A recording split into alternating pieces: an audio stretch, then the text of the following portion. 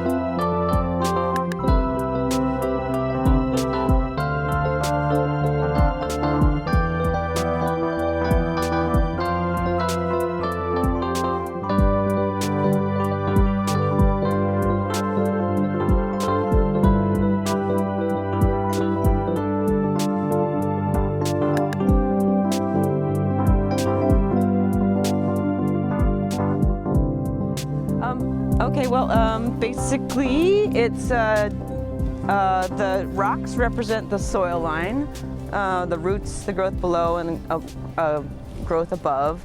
The implements are the hand of the gardener, the tools that the gardener would use. And the arch is actually something I added to the design.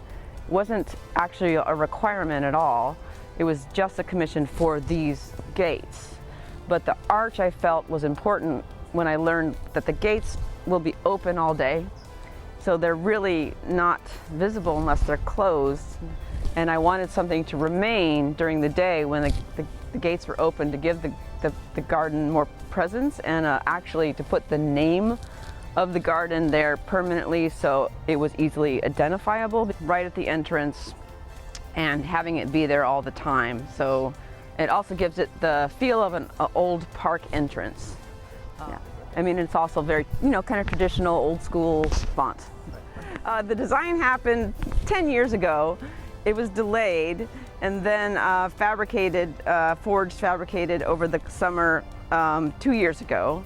They weren't ready to be installed because there was other delays, and I stored them for a year. And then last year, finally in December, they were installed. These leaves were forged out of solid bar stock. So each one of these leaves used to be basically this. This is a piece of 3/4 inch round bar.